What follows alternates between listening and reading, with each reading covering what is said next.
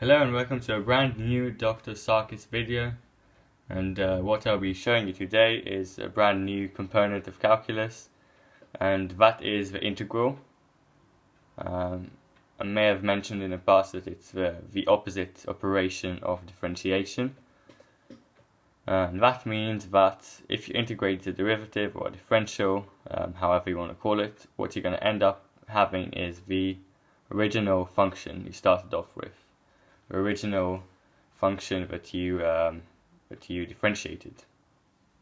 Okay, and notably, a function that you find its integral is often called integrand. As we often do with maths, we have nomenclature for every single part. So, just so that you know. Okay, so what I have here is I have this weird shape over here. And what it's actually meant to do is actually meant to approximate. It's meant to approximate a different function over here. So let's pretend that this is the function we started off with, f of x. This is not f of x. This is just trapezium.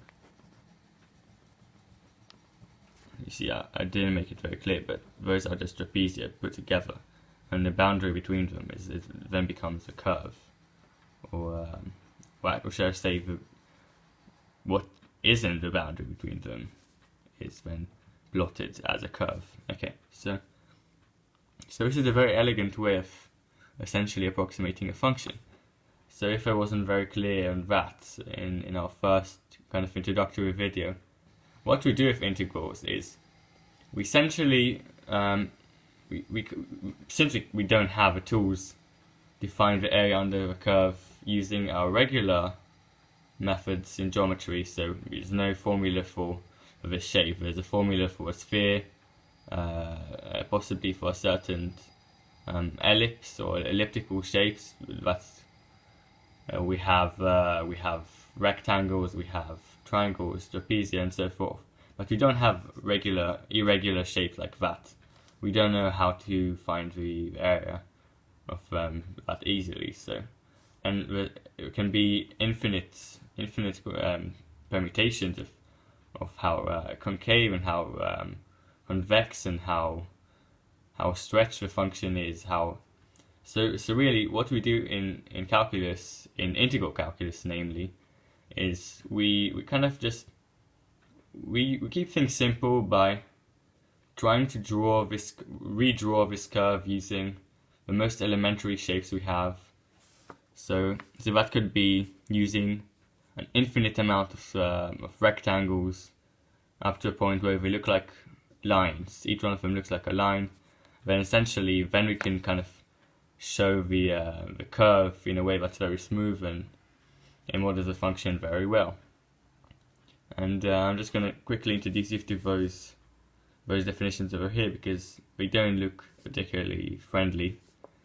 So I'm just going to try and show you that actually what I just said about here shrinking the width of a trapezia into an infinitely small width in order to achieve that smoothness, that is essentially the same thing as trust me, I don't know whether or not you have been introduced to the sigma notation over here, but this is a sum.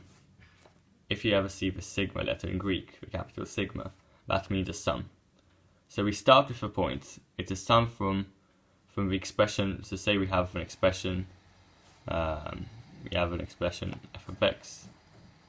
So then if we have a and we have b, the sum, the sigma notation a to b of f of x means you start at a and you compute f of x at a.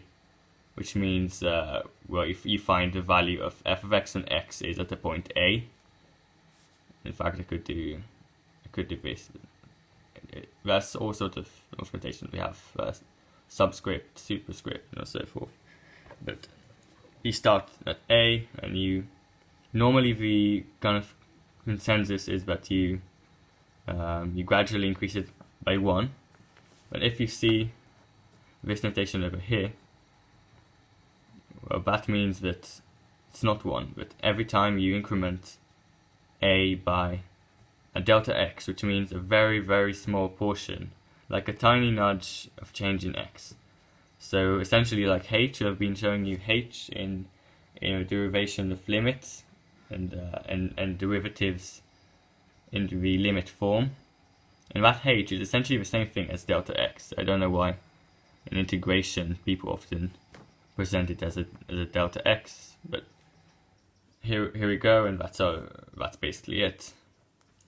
So so then what you're doing here is, here I've already kind of shown, but what we're doing here is essentially finding the sum of those f of x's when as you approach, as you get into b, not as you approach, because it's not unlike a limit. This is an actual finite summation. So for example, I'm just going to quickly show you, but sigma, using my calculator, just to show you. So you see we have this notation over here.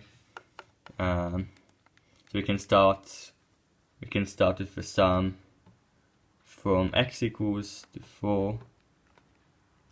No, actually, just 1, and then the upper bound here will be 4, and then we're just adding up.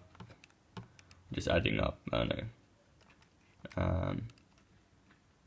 x to the power of 6 minus 7. So what it will do, it will just do x to the power of 6 minus 7 with x equal to 1, so 1 to the power of 6 minus 7 plus 2 to the power of 6 minus 7 plus 3 to the power of 6 over minus 7, and then keep doing it till that number b is inserted.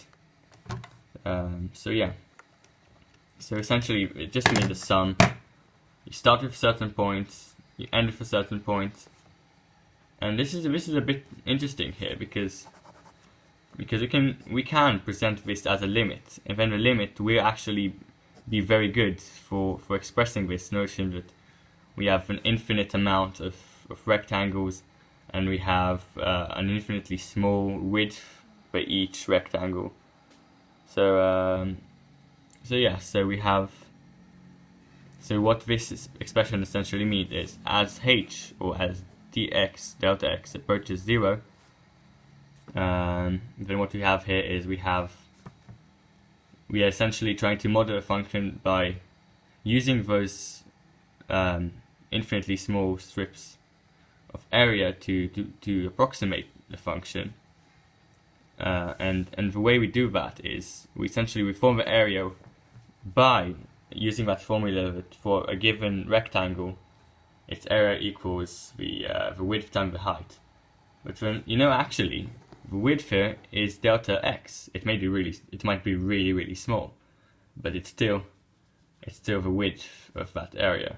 So the area might be as shrink down as a line, but that's how it works. So then here we have the sum of a function times delta x. What we have here is quite a long expression to write. So what we do with integrals is we just write it like that. This is an I. It looks weird, but that is what it is.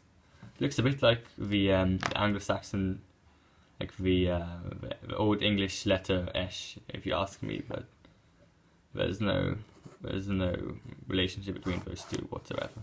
So that's what we have here. That's this really intricate notation that you might see everywhere in mathematics. You see the integral notation, and it looks really weird. You might be wondering, what is it? But then just remind yourself that it's just a limit. It's just a limit as the sum of rectangles, as the width of each rectangle in this sum approaches 0. So then you have a rectangle. It's so small that it's like a line here. It's like a line. If you have so many lines here, they can draw whatever you want. It's just the way it is. I'm not going to draw the whole shape here, but if each one of them was a line, then that could be the most the smoothest curve we've ever seen. So that's intuition for an integration.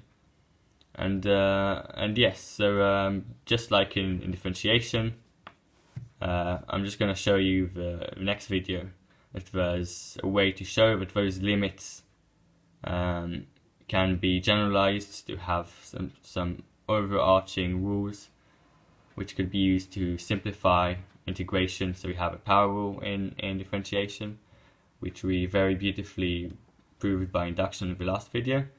And I'm going to show in the next video that, or in one of the next videos, that integration has its own rules. And it has a rule called the reverse power rule, which exactly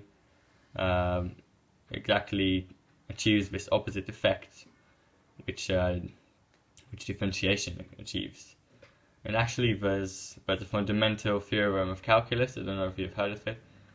Sounds interesting, sounds complicated, but really all there is to this fundamental theorem of calculus is just showing that differentiation and integration are opposite actions.